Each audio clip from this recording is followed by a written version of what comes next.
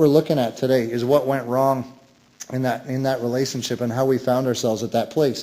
From the time that God had everything exactly the way he wanted it, what did man do? What did mankind do that drove a wedge in there and caused all this distrust and distance between God and man? We're looking at what happened when intimacy with God was broken, because when we look at how intimacy with God was broken, we see a lot about the relationships that we have with each other today.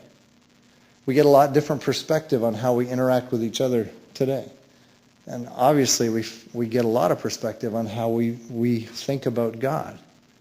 And this is true whether we're here today as somebody who would confess to believing in him, or even if we're not sure. We still all have feelings and thoughts that we have decided this is what God looks like. When you think about the relationships that mean the most to us, they have some things in common, don't they?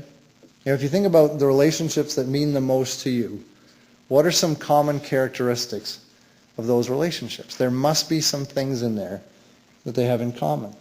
We know some things to be true about relationships, and again, especially the closer the relationship, we would find these things to be very true. One thing we know about very close or intimate relationships is that intimacy can't be forced, right? That's one thing we know. Intimacy cannot be forced. It has to be a mutual thing. If one person is trying to make something happen and the other person isn't nearly as interested in that thing happening, then it's not going to happen, is it?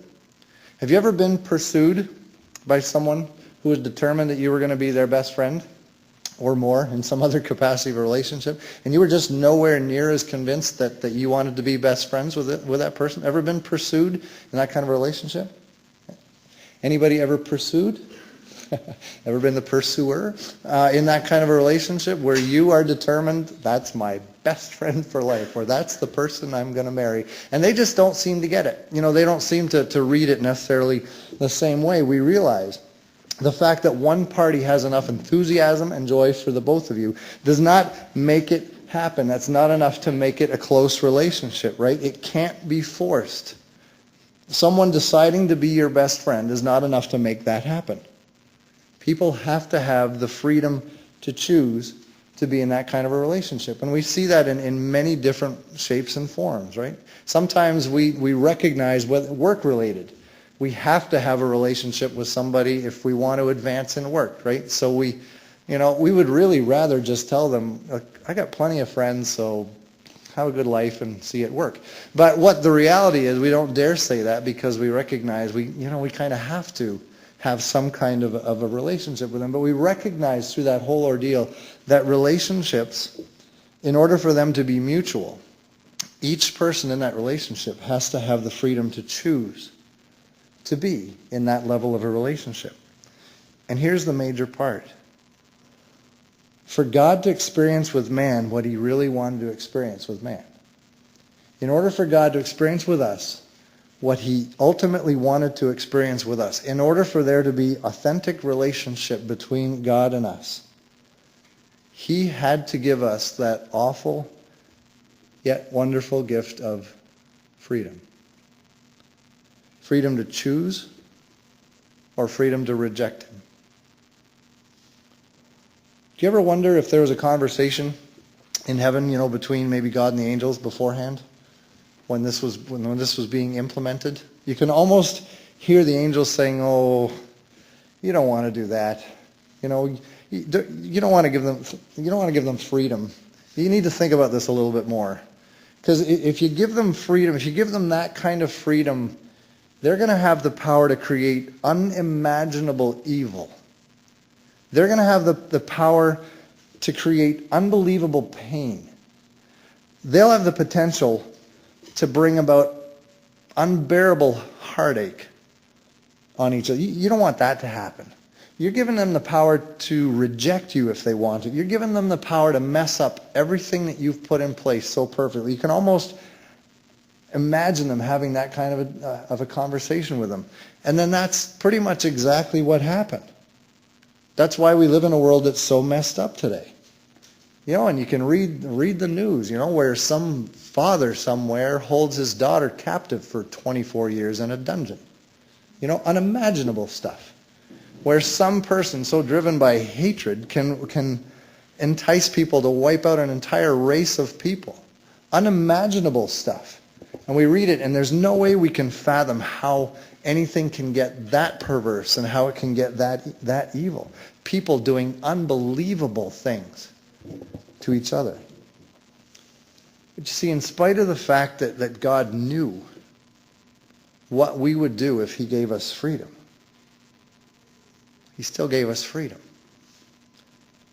Because that's how valuable authentic relationship is to him. And as he measured the catastrophic results of that decision, as opposed to the potential that was there for relationship with us, our Heavenly Father decided they're going to be free to choose me. Even though I know many are going to reject me and go completely in the opposite direction. I'm going to give them that choice, because that's how valuable an authentic relationship to me is. Now, to a much smaller degree, some of us can relate to that, right? If you have children, you've had a bit of this same kind of revelation, because there's born in you a category of love you didn't know existed before, right? You've never experienced anything like this before. All of a sudden, you find yourself in a place where you would die for someone you just met a second ago. That's not natural.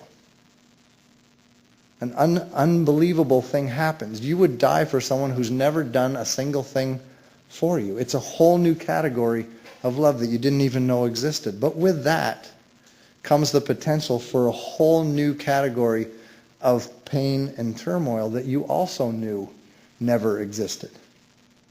You know, I've met a lot of people over the years and had a lot of interesting conversations about children and family. But over that period of time, I've only met one couple in all those conversations who decided, yeah, you know, we've thought about it, and the potential for trouble or for the potential for raising kids bad or raising bad kids, that potential is just too great, so we've decided not to have any. One time in all the years of conversations about it, I've met one couple that said that. But most people decide what? It's worth the risk. We recognize that there's a risk there. We run the potential for risk for the sake of not having that kind of a relationship. So God gives us the opportunity to not choose him. And that's the only way there could be an authentic, genuine relationship with him. And really this lies at, it's the key solution to the whole deal that we run into so many times when talking with people, where someone will say, you know, if God were a good God, if God were really good, he wouldn't allow pain or suffering or evil.